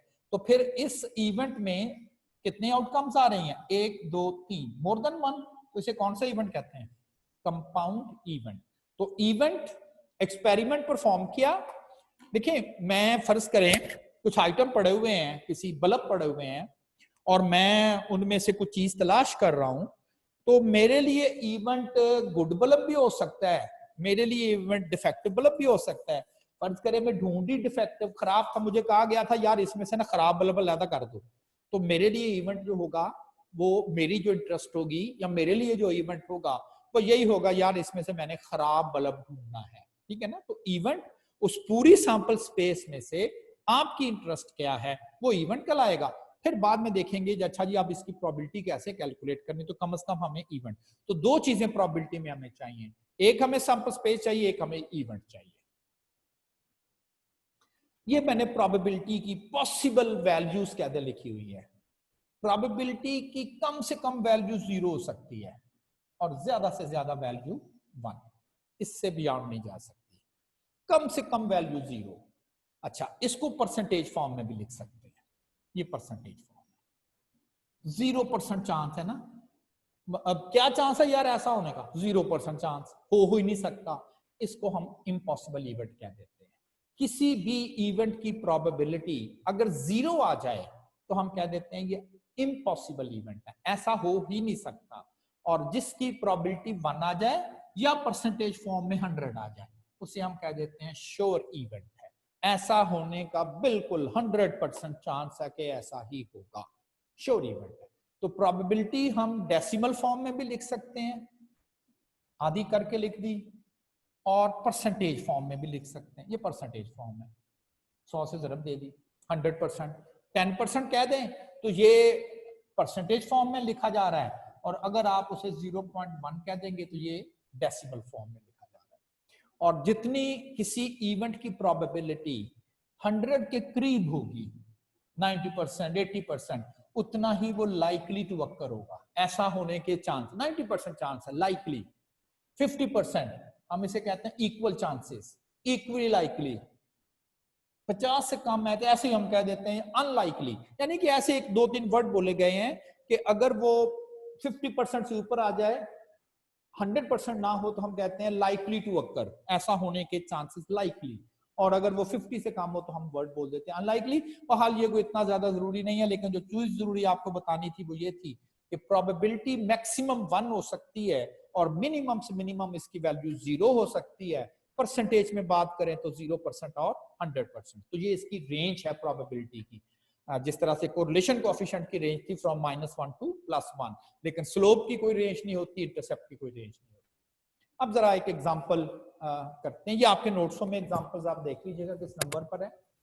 A fair coin is tossed, ऐसा कॉइन जिसके हेड और टेल आने के चांसेस बराबर हो, उसे हम फेयर कॉइन बोलते हैं। A fair coin is tossed 3 times, 3 coin एक दफा फ्लिप कर ले या एक कॉइन को 3 दफा फ्लिप कर दे, ये एक ही तरह की बात है। और कहता है what is the probability that, ये सारे इवेंट लिखे हुए हैं, इसकी प्रोबेबिलिटी बताएं, इसकी बताएं, इसकी बताएं, इसकी बताएं, इसकी बताएं। ऐसा होने का क्या चांस है अगर 3 सिक्के थ्रो कर रहे हैं हम, ऐसा होने का क्या चांस है, ऐसा होने का क्या चांस है। तो ये सारे इवेंट्स कहलाएंगे। एट मोस्ट 2 हेड, ये भी एक हैपनिंग है, but what is the probability of this happening, what is the probability of this happening, what is the probability of this one, this one, this one। तो ये सारे के सारे क्या कहलाते हैं? इवेंट्स कहलाएंगे। ठीक, अब पहला काम जो आपने प्रोबेबिलिटी कैलकुलेट करने के लिए करना है, वो आपने करना है सैंपल स्पेस बना देनी है। तो ये मैंने सैंपल स्पेस बना दी, पहले भी हमने इसकी थोड़ी सी प्रैक्टिस की थी और अब हम इसको बना सकते हैं। अच्छा, इसके बाद एक मैथमेटिकल वे है इसको लिखने का, वो क्या है कि 8 पॉसिबल आउटकम्स बनते हैं। इसको लिखने का स्टाइल है n number of the sample space, number in sample space is 8। तो ये बड़ी नोटेशन हम यूज करते हैं। ns मींस कि सैंपल स्पेस में टोटल कितने रिजल्ट्स हैं, यानी कि इस एक्सपेरिमेंट के टोटल कितने रिजल्ट्स बनते हैं, तो वो 8 बनते हैं। क्लियर? अच्छा, अब है पहला इवेंट आ गया, at most 2 heads appear. At most 2, ऐसी आउटकम्स आपने नोट करनी है जिसमें ज्यादा से ज्यादा 2 हेड होने चाहिए, 2 से ज्यादा हेड नहीं होने चाहिए। इस इवेंट का नाम रख दें ए ना, मैंने कहा था ना ये एक इवेंट है, ये हमारी इंटरेस्ट है। ऐसी आउटकम्स में हमारी इंटरेस्ट है जिसमें ज्यादा से ज्यादा हेड्स की तादाद 2 होनी चाहिए। कम हेड जितने मर्जी हो जाए वो कोई फिक्र नहीं हमें, लेकिन ज्यादा से ज्यादा हेड उस आउटकम्स में 2 होने चाहिए। 2 से ज्यादा जिसमें हेड आ जाएंगे उसमें हमारी इंटरेस्ट नहीं रहेगी। और एक्चुअली हमने इसकी भी काउंटिंग करनी है कि कितनी आउटकम इसमें, कलेक्शन है ना, सारी तो नहीं इसमें आई, हो सकता है सारी भी आ जाएं, लेकिन हमने अब नोट करना है कि कितनी आउटकम्स ऐसी होंगी, इनको हमने काउंट करना है जिसमें कामस का ज्यादा से ज्यादा 2 हेड हो, 2 से ज्यादा हेड उसमें नहीं होने चाहिए, ये नहीं काउंट होगी क्योंकि उसमें हेड की तादाद 2 से ज्यादा है। 2 होने चाहिए ज्यादा से ज्यादा। आज फैसलाबाद का टेम्परेचर ज्यादा से ज्यादा 40 डिग्री रहा है, इसका मतलब 40 से ऊपर नहीं गया। 40 से कम 10 डिग्री भी तो कभी हुआ होगा ना सुबह मॉर्निंग टाइम पे, तो क्या जा सकता है। मार्क कर लिया करें। आप अपनी शीट पर बना ली सैंपल स्पेस और टिक लगा दिए। गिन लें कितने हैं, 7, तो 7 आउटकम्स ऐसी हैं, 8 में से 7 आउटकम ऐसी हैं जिनमें कम से कम 2 हेड जरूर आ रहे हैं। पहले सैंपल स्पेस बना ली, उसकी काउंटिंग कर ली टोटल आउटकम्स की, फिर जिसकी प्रोबेबिलिटी कैलकुलेट करनी है उसे इवेंट कह दिया, उस इवेंट को पढ़ लिया, उसका कोई नाम रख दें आप, क्योंकि आपने तो पेपर में प्रेजेंट ही नहीं करना, तो कोई भी फार्मूला लिखने की जरूरत नहीं है जी, ए किसे कहना है, एन किसे कहना है। तो सिंपल इज दैट, इस इवेंट को आपने काउंट करना है। किस तरह से, जो कुछ उसमें लिखा हुआ है आप अपने सैंपल स्पेस की आउटकम्स को पढ़ेंगे, जो जो इसको क्वालिफाई करता जाएगा, इस स्टेटमेंट के अकॉर्डिंगली आता जाएगा, हम उसे गिनते जाएंगे। उसने कहा ऐसी आउटकम जिसमें ज्यादा से ज्यादा 2 हेड हो, 2 से ज्यादा हेड नहीं होने चाहिए, कम जितने मर्जी हो जाए। हमने इनको ऑल टुगेदर जो है वो काउंट कर लिया, और जब हमने इनको काउंट कर लिया, जो कि 7 नंबर्स बनते थे, तो जो प्रोबेबिलिटी का फार्मूला है, ए मैंने इस इवेंट का नाम रखा हुआ था, ए और पी फॉर प्रोबेबिलिटी, तो ये प्रोबेबिलिटी कैलकुलेट करने का फार्मूला है। N A over N S, कितने सैंपल पॉइंट्स जो हैं वो ए में आते हैं 7, टोटल कितने हैं जी 8, तो कितने बन गए, चांसेस क्या बन गए इस हैपन होने के, आप कहें जी 8 में से 7 चांसेस बनते हैं। ठीक, इसको आप परसेंटेज फॉर्म में भी लिख सकते हैं और इसको डेसिमल फॉर्म्स में भी, यानी कि 7 को अगर आप 7 डिवाइडेड बाय 8 करते हैं तो 7 डिवाइडेड बाय 8, तो ये बनता है जी 0.875, 0.875 और 87.5%। Fraction form, decimal form, percentage form. Probability can be written in 3 different ways. अब ये एग्जाम में डिपेंड करता है कि उसने किस तरह से ये प्रोबेबिलिटी मेंशन की हुई है, क्या उसने फ्रैक्शन फॉर्म में की हुई है, डेसिमल फॉर्म में की हुई है, या उसने परसेंटेज फॉर्म में जो है वो प्रोबेबिलिटी कैलकुलेट की है। तो किसी चीज की भी अगर आपको प्रोबेबिलिटी कैलकुलेट करनी है तो आप क्या करेंगे, सबसे पहले तो आप उस एक्सपेरिमेंट की सैंपल स्पेस बनाएंगे। सैंपल स्पेस बना के उसकी जितने पॉसिबल आउटकम्स हैं वो आपने काउंट कर लेने, वो आपने काउंट करने, और उसको काउंट करने के बाद आपके पास जो इवेंट आएगा, जो भी आपकी इसमें से इंटरेस्ट होगी, जिसकी प्रोबेबिलिटी आपने कैलकुलेट करनी है, उसका नाम ए बी सी रख के, और फिर आपने दोबारा सैंपल स्पेस विजिट करनी है और जितनी आउटकम्स उस इवेंट के मुताबिक आ रही हैं वो काउंट करनी है। देखिए, अगर आप फर्ज करें, ये जो एटमोस्ट का वर्ड है, आप अगर किसी शख्स को पूछे यार उसकी उम्र कितनी थी, तो कहेगा यार मुझे क्लियर तो नहीं है, फिर भी क्या पॉसिबिलिटी है, तो आपको जो क्लियर नहीं होता तो आप कह देते हो यार ज्यादा से ज्यादा उसकी उम्र जो है वो 40 साल है। इसका मतलब है 40 से ऊपर नहीं है। अगर उसकी उम्र 20 साल भी निकला तो आपने कहा देखा मैंने कहा था ना 40 साल से ऊपर नहीं है, 10 भी निकला तो वो भी ठीक है, 39 निकला तो वो भी ठीक है, पर 40 से ऊपर नहीं होनी चाहिए ना। तो इस हिसाब से सेकंड, एटलीस्ट 1 टेल, कम से कम उसमें एक टेल जरूर होनी चाहिए, ज्यादा जितनी मर्जी हो जाए एक टेल उसमें कम से कम जरूर आनी चाहिए, एक टेल जरूर होनी चाहिए। पहली आउटकम आएगी एटलीस्ट 1 टेल, कम से कम एक टेल जरूर होनी चाहिए, इसमें तो है ही नहीं, 0 टेल है। हाँ एक टेल है इसमें, काउंट कर लें, इसे भी कर लें, इसे भी कर लें। ये इसलिए काउंट करना है कि उसने कहा था एक जरूर होनी चाहिए, भी एक से ज्यादा हो जाए कोई मसला नहीं है, हाँ ये भी काउंट करें क्योंकि इसमें भी एक से ज्यादा है। एटमोस्ट का मतलब होता है ज्यादा से ज्यादा इतनी होनी चाहिए, और एटलीस्ट का मतलब होता है कम से कम जो है वो इतनी आउटकम्स उसमें जो है वो होनी चाहिए। एटलीस्ट 1 टेल अपीयर्स, कम से कम एक टेल जो है वो जरूर उसमें आनी चाहिए। तो 7/8। नेक्स्ट, एग्जैक्टली 2 हेड अपीयर्स, इसकी प्रोबेबिलिटी क्या चांस है कि मैं डाइस थ्रो करूंगा तो जब मैं 3 कॉइन थ्रो करूंगा, 3 कॉइन थ्रो करूंगा तो 2 हेड आएंगे, यानी ना वो 2 से ज्यादा होंगे ना 2 वो कम। ये तो 3 है, ये नहीं आएगा। हाँ ये आएगा, ये आएगा और ये आएगा। ये इसलिए नहीं आएगा कि इसमें 1 है 2 नहीं है, इसमें भी नहीं। तो फिर कितनी आउटकम बनी? 3। तो 3/8 जो इवेंट हो उसकी हम प्रोबेबिलिटी कैलकुलेट करेंगे, जो इवेंट हो उसकी हम प्रोबेबिलिटी कैलकुलेट करेंगे एंड देन उसकी जो रिक्वायर्ड प्रोबेबिलिटीज हैं वो हम लोग इसको मेंशन करेंगे। 4 हेड अपीयर्स। कितनी आउटकम्स ऐसी हैं जिसमें 4 हेड है? ये तो हो ही नहीं सकता। क्वाइन ही 3 है, 4 हेड, 4 दफा हेड कैसे आ सकता है? क्वाइन ही 3 फेंके हुए हैं, तो फिर 0/8। और इसको क्या बोलते हैं हम? जिस भी इवेंट की प्रोबेबिलिटी 0 आ जाए उसे 0 इवेंट नहीं कहते, उसे कहते हैं इम्पॉसिबल इवेंट। इम्पॉसिबल इवेंट, ऐसा कोई भी इवेंट जिसकी प्रोबेबिलिटी 0 हो जाए उसे हम कह देते हैं कि ये इम्पॉसिबल इवेंट है। ये ऐसा हो ही नहीं सकता कि जी हम 3 कॉइन थ्रो करें और आप कहें जी 4 हेड उसमें से जो है वो आ जाए, तो ऐसा नहीं हो सकता। नेक्स्ट वन है मोर हेड देन टेल्स। हेड्स की तादाद टेल्स की तादाद से ज्यादा हो, कहता है ऐसा होने का क्या चांस है, ऐसा होने की क्या प्रोबेबिलिटी है। प्रोबेबिलिटी दैट, इसके साथ इसको मिला लें तो ये बन गया probability that more head than tails. Head की तादाद टेल्स की तादाद से ज्यादा होगी, हमने इतनी आउटकम है। अगर आप इस आउटकम को नोट करें तो इस आउटकम में 3 हेड्स हैं।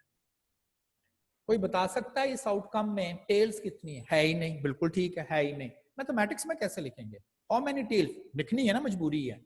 0 टेल लिख देंगे ना, इसमें टेल की तादाद नहीं है तो 0 तो लिखना है ना, मैथ्स में लिखना है।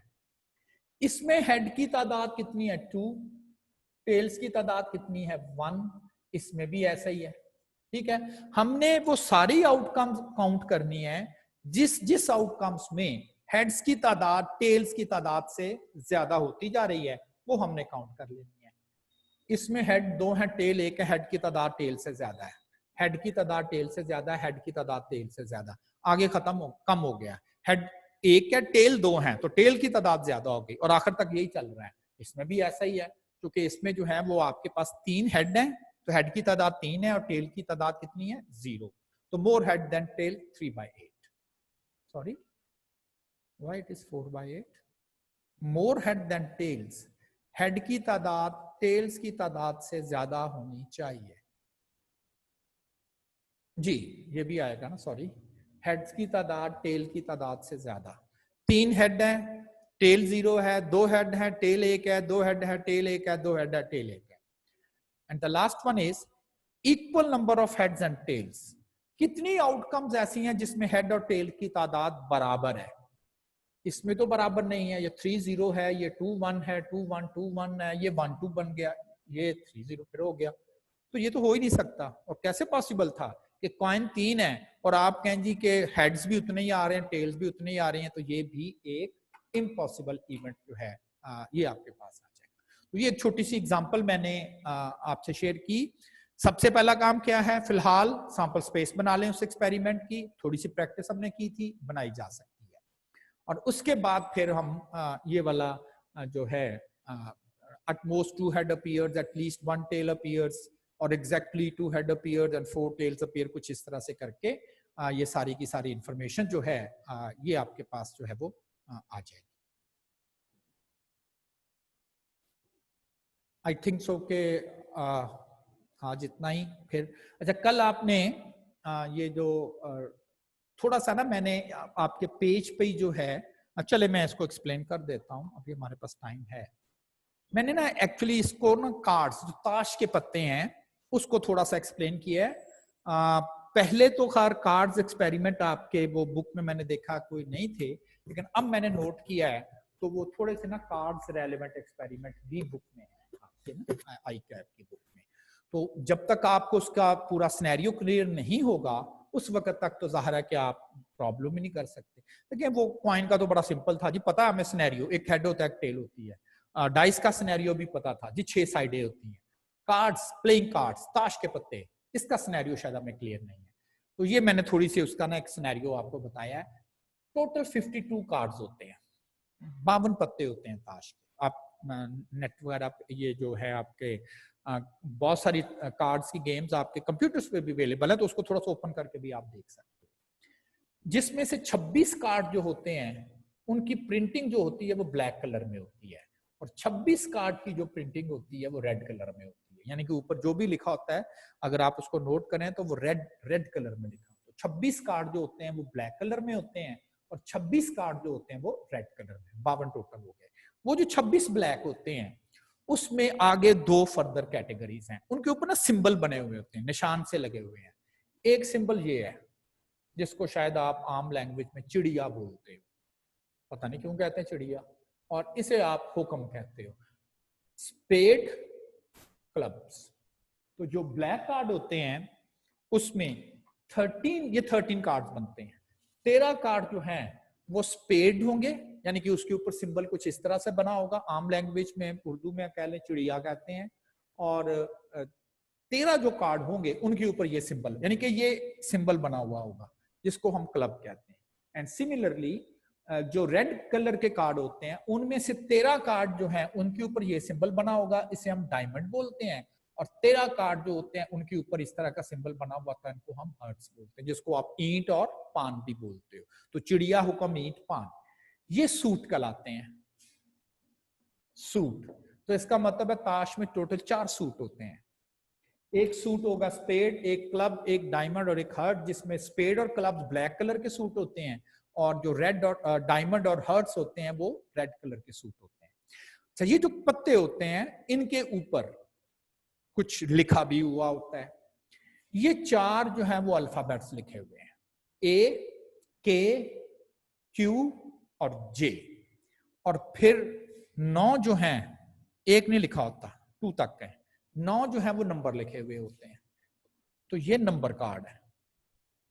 और वो जो 4 हैं, ए, के, क्यू और जे, ये अल्फाबेट्स हैं। ए को ना हम एस भी कह देते हैं, एस। के फॉर किंग, उसके ऊपर बादशाह की तस्वीर बनी हुई होती है। क्वीन, मलका की तस्वीर बनी हुई होती है। जैक, उनका कोई मुलाजम, जैक गोला भी बोलते हैं इसको आप अपनी लैंग्वेज में। तो ये उनके नेम्स हैं, A for ace, K for king, Q for queen, J for jack. और ये पैटर्न हर एक में चलेगा, यानी कि टोटल 13 कार्ड होंगे, 9 उसमें नंबर कार्ड होंगे, 9 के ऊपर कोई नंबर लिखा होगा, न्यूमेरिक्स, और 4 उसमें जो होंगे वो इंग्लिश अल्फाबेट्स उनके ऊपर लिखा हुआ होगा। तो इस तरह से, और बहुत सारी पॉसिबिलिटीज हैं। देखें, अक्सर ये कहा जाता है जी घरों में ताश ना खेलें। कैन यू इमेजिन, मेरा बेटा बहुत छोटा था, मेरा ख्याल क्लास 3 में, जब थोड़ी सी सेंसी थी, तो हम घरों में, मैं अपने बच्चों के साथ खेलता था, इसलिए कि ठीक है इसके साथ जो चीज इन्वॉल्व है बेट की वो ना लगाएं। तो बेट तो आप क्रिकेट मैच में भी लगा लेते हो, ठीक है ना। तो ताश खेल लिया, अजी ये टाइम किलिंग है, तो आप मोबाइल पर टाइम किल नहीं कर रहे, वो चैट कर रहे हो, 4-4 घंटे बैठे रहते हो। बट इमेजिन, उससे आपकी मेंटल एक्सरसाइज नहीं होती, ये मैं आपको बता रहा हूँ, इससे बहुत ज्यादा आपकी मेंटल एक्सरसाइज होती है। आप सोचते हो कि अच्छा यार ये कार्ड्स है, अगर उसके पास ये कार्ड हुआ। अब मैंने अपना बेटा जो क्लास 2-3 में था, मैंने उसको बताया है, मैंने कहा ये क्लब्स है, और मैं उसके साथ खेलता था। मेरे मिसेस उससे होती थी कि आप बच्चों को किस साइड पे लगा रहे हो, मैंने कहा ये उससे बहुत बेहतर है। ठीक, गेम्स जो हैं ये भी आपको फॉरन डिसीजन मेकिंग में हेल्प करती हैं, ठीक है ना। आप खेल रहे हो, एनिमी आ गया है, अब आप कहोगे यार मेरे पास गन भी है, मेरे पास बम भी है, मैं जंप भी कर सकता हूं, मैं खिड़की से कूद भी सकता हूं। तो फौरन आपको डिसीजन करना है कि जी मुझे क्या करना है। यस, इसी से लॉजिक एक्चुअली डेवलप होता है। और मेरा बेटा को पढ़ने में कोई बहुत अच्छा नहीं है, तो कल ही बैठा मैं बात कर रहा था अपने बड़े बेटे से, वो बीबीए कर रहा है, और मेरा जो बेटा है वो क्लास 6 में है। तो मैं उसको ऐसे पूछ रहा था कि छोटे भाई का क्या हाल है, वो सारा दिन गेम में खेलता रहता है, तो क्या उसे आती भी है। कहता पापा वो मुझसे बेहतर खेलता है, वो क्विक डिसीजन करता है। कहता मैं तो बस एवरेज सी गेम करता हूँ, सेफ गेम करता हूँ। वो वाकई किसी जगह पर वो बड़े ही सही डिसीजन करता है कि जी ये करना है, ये करना है। तो कहने का मकसद ये है कि हम ये प्रोबेबिलिटी आप समझ लें ऐसे ही इसलिए भी सीख लें कि हमें भी अपने बिजनेस में, कहते हैं ना कि राइट टाइम पर डिसीजन करें। जब वो क्या होता है जरब लगाएं, जब लोहा गर्म हो तो फिर ही फायदा ना, ठंडे लोहे को कहेंगे तो उसको तो कोई इफेक्ट नहीं होगा। तो ये जो इस तरह के प्रोबेबिलिटी के क्वेश्चंस है ना, ये आपकी हेल्प करते हैं क्विक डिसीजंस करने में। कि जी जल्दी से जरा बताएं ये डेटा है 10 आने का क्या चांस है जी। अगर मैं फर्ज करूं इसी एग्जांपल से आपको पूछ लेता हूं, the card is a red card, red card आने का क्या चांस है? टोटल चांसेस है 52 कार्ड है ना, 52 पॉसिबिलिटीज है, सैंपल स्पेस मैंने बनाई हुई है। Card is a red card, तो मेरे पास इवेंट है red card, red card is an event, इसे ये कह दे। काउंट कर लें कितने रेड कार्ड है, 26, 26 बाय 52, 50%। आधे ब्लैक हैं आधे रेड है। हाँ, इसको आप सिंप्लीफाई करके 1/2 भी लिख सकते हो, बिल्कुल सही है। 0.5 भी लिख सकते हो, बिल्कुल सही है। 50% भी लिख सकते हो। The card is a face card, card is a face card. देखिए ये जो कार्ड है इनके ऊपर ना कोई पिक्चर नहीं बनी हुई होती, फेस नहीं होता, फेस इसके ऊपर ना कोई आप समझ ले फेस वगैरह होता, इसको हम क्या देते हैं, ये फेस कार्ड। तो फेस, 4 फेस कार्ड स्पेड में है, 4 क्लब में है, 4 डायमंड में है, 4 हर्ट्स में है, तो टोटल कितने पूरी सैंपल स्पेस में फेस कार्ड है? सॉरी, फेस कार्ड की जहां तक बात है ना, फेस कार्ड है ना, हाँ फेस कार्ड है। एक्चुअली इसमें ना जो ए होता है ना, एस, इसके ऊपर कोई पिक्चर नहीं होती। आप जरा ना एक दफा देखेंगे, इसके ऊपर ना किसी चीज की तस्वीर नहीं होती, वो सिर्फ ए लिखा होता है। लेकिन जो के, क्यू और जे होते हैं, इनमें ना उसके ऊपर किंग की तस्वीर बनी हुई होती है, बादशाह की, किंग की, इसमें क्वीन की बनी हुई होती है, और इसमें जैक उनका कोई मुलाजम कह लें, वजीर कह दें। तो लेकिन जो ए होता है उसके, इसको हम नंबर कार्ड में नहीं लेके जाते, लेकिन ये फेस कार्ड में नहीं होता ना। तो जब भी वो क्वेश्चन पूछता है ना, what is the probability card is the ace card, ही क्या देता है, तो 4 एस कार्ड है, ठीक है ना। यहां उसने कहा है पिक्चर कार्ड, तो पिक्चर इन पर होती है, जाहिर इन पर होती है, तो फिर इन पर भी होती है, इन पर भी होती है, और इन पर भी होती है। तो ये 12 फेस कार्ड होंगे, तो 12/52 is the it's required probability. तो आपने जो भी इवेंट है जिसकी प्रोबेबिलिटी कैलकुलेट करनी, वो गिन लें उसमें से। अ card is a club card, कितने क्लब कार्ड टोटल है? कहता क्लब कार्ड सिलेक्ट होगा 13, 13/52। Card is a number card, कहता है ऐसा कार्ड जो नंबर कार्ड होगा। कितने नंबर कार्ड है? 9 एक सूट में है, 36, 9 एक सूट में है, 9 एक सूट में है, 9 एक सूट में है, 9 एक सूट में। अच्छा, अगर मैं आपको कहूं the card is a red number card, red number card होना चाहिए, यानी कार्ड रेड भी होना चाहिए और उसमें वो नंबर कार्ड में होना चाहिए, फिर ये नंबर रेड नंबर कार्ड है सिर्फ, ऐसा ही है ना। तो ये 18 हो जाएंगे, 18/52। तो जिसकी भी प्रोबेबिलिटी आपको कैलकुलेट करने के लिए कहा जाए, आपने उसकी पूरी सैंपल स्पेस से उसकी काउंटिंग कर देनी है। अच्छा यार, ये इसकी काउंटिंग ये है, ये इसकी काउंटिंग है, ये इसकी काउंटिंग है, तो कुछ इस तरह से। अच्छा, इसके बाद जो ये 2 डाइस का एक्सपेरिमेंट है, 2 डाइस का सैंपल स्पेस बनाई हुई है। इसके रेलेवेंट ना 3-4 प्रॉब्लम्स हैं, मैं करूंगा इसको, ये नहीं कि मैंने छोड़ देने हैं। कम से कम आपने ना उससे जितने आपको आते हैं ना, ये कर लेने हैं। आपने नहीं भी आते ना, तो कम से कम आपने एक दफा से पढ़ ले, आपको आइडिया हो गया है।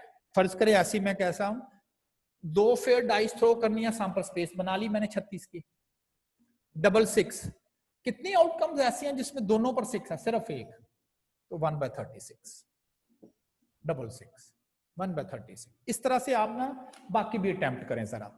सम ऑफ डॉट इज 8 और मोर, सम ऑफ डॉट इसका मतलब है दोनों डॉट को जमा करें और 8 आना चाहिए, इनको जमा करेंगे तो 2 आता है।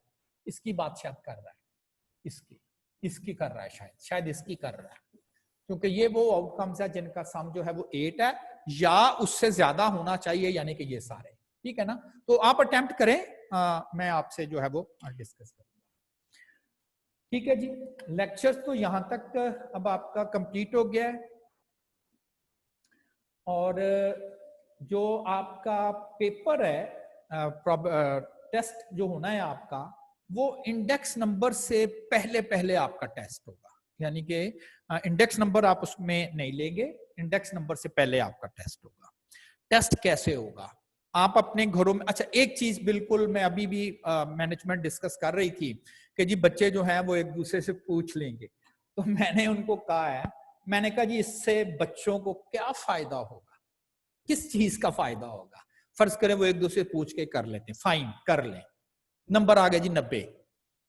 अब उस बच्चे ने, मुझे तो नहीं पता, लेकिन कम से कम उस बच्चे को तो पता नहीं है मेरे नंबर 90 नहीं है, मैंने ब्लफ किया है, मैंने तो किसी से पूछ के लिख लिया है। मुझे सिर्फ ये बता दें उस 90 नंबर लेने का उससे एडवांटेज क्या हो। अगर तो उसकी बेस पर उसकी प्रमोशन बननी है या उसने पास फेल उसी 90 नंबर पर होना, फिर तो बात ठीक है, पेपर तो वही का आपने लेना है। तो वो तो फिर खुद अपने आप को बेवकूफ बना रहा है ना। जैसे आप किसी डॉक्टर के पास जाते हो या किसी वकील के पास जाते हो, आपने कत्ल किया हुआ है, आपको पता है, लेकिन वकील को जाकर जी मेरा मुकदमा लड़े, जी मैंने तो किया ही नहीं हुआ, मैंने, वो तो फिर आपका मुकदमा लड़ेगा और श्योरिटी है वो हारेगा। लेकिन उसे बताएं, सही बताएं कि जी आपसे कत्ल हो गया लेकिन आपकी इंटेंशंस नहीं थी, वो तो जी ये गाली निकाली, बाय चांस ही मेरे पास वो ईंट पड़ी हुई थी, मैंने उसको मारने की कोशिश की, सर पे लगी, मर गया, मर गया है वो। लेकिन वही बात है, किसकी छूट है कानून में कि जी ये वक्ती इत्तिशाल है। लेकिन आप कहें जी मैंने तो मारा ही नहीं है, मैंने तो मारा ही नहीं है, तो फिर तो अपने आप को ब्लफ कर रहे हैं ना आप। तो ये चीज आपने केयरफुली रहना है। मेरी साइड से कुछ भी नहीं है, आप जिस तरह से मर्जी आप अपना पेपर करें, तो आपको नेट पे ही पेपर आएगा। और परसों बुध वाले दिन, अच्छा बुध वाले दिन मैंने वो आईटी के टीचर से रिक्वेस्ट की है कि जी आप जरा उस दिन क्लास ना करें तो मैं पेपर ले लूं। तो आपकी आईटी की क्लास होती है 11:30, आईटी की क्लास आपकी होती है 11:30। तो 11:30 पे आप 11:30, तो 11:30 पे व्हाट्सएप में ना आपको एक लिंक आ जाएगा पेपर का, ठीक। आप 11:30 पर अपने घरों में बैठे हुए होंगे, तो एक लिंक आपको जो है वो पेपर का आ जाएगा 11:30 पे। और बी केयरफुल, वो ऑटो शट डाउन है, यानी कि मैं आपको टाइम बता दूंगा, तकरीबन 1.5 आवर का वो टाइम होगा, 1.5 घंटे का टाइम होगा आपके पास। उस दौरान आपने उस पेपर को करना होगा। आई विल बी देयर, और आप बकायदा 11:30 पे कनेक्ट होंगे, इसके साथ कनेक्ट भी होंगे। और फिर सेम टाइम आपको मैं व्हाट्सएप पे आपको लिंक भी, जिस तरह से आपको सेंड किए जाते हैं, तो मैं लिंक भी सेंड कर दूंगा आपको। तो आप उसको लिंक को जो है वो ओपन करके, एमसीक्यूज टाइप क्वेश्चन होंगे, और एमसीक्यूज टाइप क्वेश्चन जो हैं वो आप लोग सॉल्व करेंगे, एंड देन उसका आंसर जो है वो फाइंड करेंगे। मैं देखता हूं कि क्या ये मेरे पास, थोड़ा सा मैं आपको स्ट्रक्चर समझा देता हूं कि आपका जो पेपर आपको मिलेगा वो किस किस्म का पॉसिबली जो है वो हो सकता है। एक दफा देख लूं कि मेरे पास क्या यहाँ अवेलेबल है।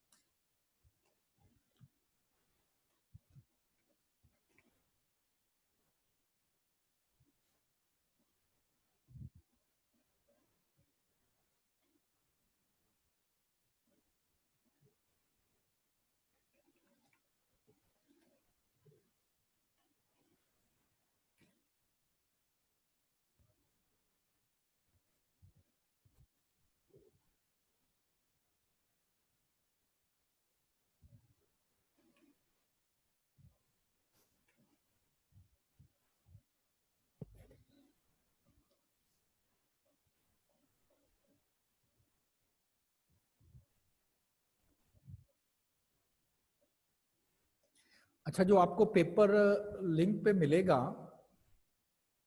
वो कुछ इस किस्म का होगा, ठीक है ना। कि आप जैसे ही, एक्चुअली में आपको, आप जब पेपर खोलेंगे तो आपको वो पेपर बिल्कुल ऐसे मिलेगा। नेम यहाँ आपने अपना लिखना होगा, नेम नहीं लिखेंगे वो आगे नहीं चलेगा। पासवर्ड रजिस्ट्रेशन नंबर आपका वो CRN नंबर है, नहीं है तो कुछ भी आप नंबर यहाँ पर लिख दें, वो मैटर नहीं करता आप, ठीक है ना। अगर आपका रोल नंबर है तो दैट्स ओके, फाइन लिख दें, अगर नहीं है तो कुछ भी आप डमी लिख दें।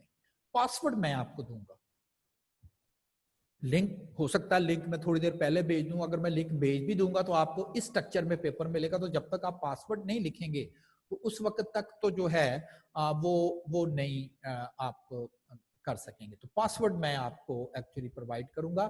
तो जैसे ही मैं आपको पासवर्ड दूंगा तो देन आपका ये जो पेपर है वो ओपन होगा। मैं फिलहाल इसको जो है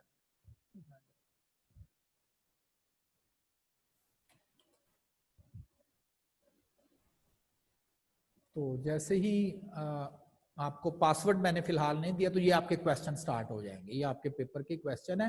तो यहां से आप क्लिक करोगे तो ये ऑप्शन स्टार्ट होंगे, ABCD ऑप्शन है, ये ABCD, तो जो भी ऑप्शन आप क्लिक करोगे फिर ये जो भी ऑप्शन क्लिक करोगे, ठीक है। तो ये आपका पेपर था एक्चुअली।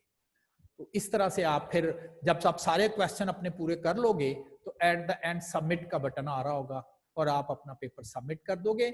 लेकिन टाइम मैं आपको बता दूंगा, मैंने पीछे से ऑटो टाइम रखा हुआ है, जैसे ही वो टाइम पूरा होगा वो पेपर जो है वो ऑटोमेटिकली आपका ऑफ हो जाएगा, ठीक है ना, वो सबमिट नहीं होगा। फिर मैं आपको टाइम बता दूंगा कि जी ये आपका अलॉटेड टाइम है, कितने बजे आपका पेपर स्टार्ट हो गया है। लेकिन उससे पहले आप ना गूगल करो, अपना मीटिंग पर आओगे, ताकि अगर कोई प्रॉब्लम आपको, जो कि आप फर्स्ट टाइम दे रहे हो, तो कोई प्रॉब्लम होगा तो आप मुझसे जो है वो शेयर कर पाओगे।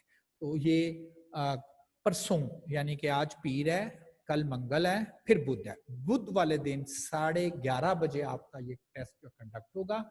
उस दिन IT की क्लास नहीं होगी, उस दिन आपका टेस्ट होगा और टेस्ट के बाद फिर मेरी जो क्लास है यूजुअल है आपके साथ वो चलेगी। अच्छा, अब आपने मुझसे कुछ पूछना है, आप बार बार हाथ खड़ा कर रहे हैं तो पूछें।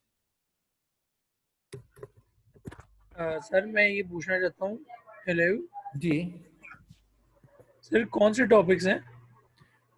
इंडेक्स नंबर से पहले वाले, जहां से हमने इंडेक्स नंबर का टॉपिक स्टार्ट किया था उससे पहले वाले हैं presentation of data, measure of central tendency और मेजर ऑफ वेरिएशन, ये बनते हैं।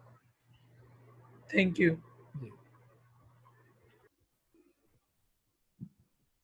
सर जिस तरह आपने वो कार्ड वाली एग्जांपल में बताया है कि 13/52 या 18/52 जी 52 या 56, सर जो एडवाइजर में है वो तो सैंपल स्पेस है ना, जो ऊपर है वो इवेंट है या क्या चीज है? इवेंट को थोड़ा सा एक्सप्लेन करते हैं जरा। इवेंट क्या होता है? इवेंट होता है जिसकी आपने प्रोबेबिलिटी कैलकुलेट करनी है।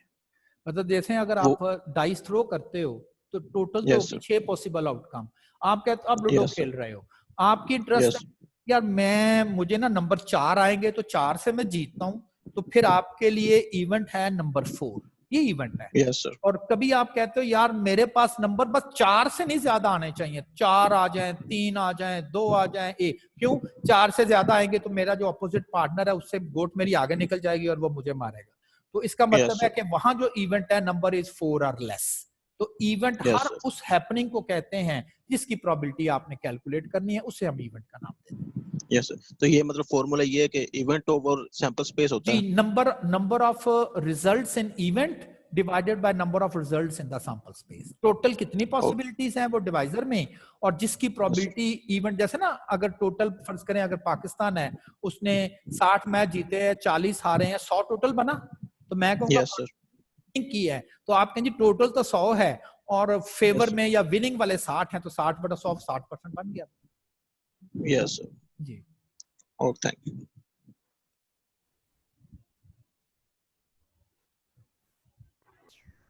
जी बट्टी, आपने कोई क्वेश्चन करना है? नो सर, वो हैंड ऊपर रह गया था, अच्छा सॉरी। चले ठीक है। हाँ जी, बाकियों को आई थिंक सो अब क्लियर है ना आपका टेस्ट। तो टेस्ट इंशाल्लाह मैं कोई 5-7 मिनट पहले ही आपको मैं उसका लिंक सेंड कर दूंगा, और बकायदा आप इधर पहले जो है, क्योंकि मैंने जो आपको देना है ना पासवर्ड, वो यहाँ पर देना है, यानी कि मैं बोर्ड पे लिखूंगा पासवर्ड, वो पासवर्ड आप लगाओगे एंड देन आपका टेस्ट जो है वो ओपन हो जाएगा और उसके ऊपर बकायदा आपको टाइम मेंशन कर दिया जाएगा कि कितने बजे आपका टेस्ट जो है वो ऑफ हो जाएगा। तो अगेन आपसे यही एक रिक्वेस्ट है कि आप अपने आप को ना प्रिपेयर करें, बजाय इसके कि आप चीट करके या किस तरह से और करके, तो उसका कोई फायदा नहीं है। आप ठीक है ना, उसका कोई एडवांटेज नहीं है। अदरवाइज जो है वो आप लोग उसको करके एंड देन फाइंड आउट करेंगे।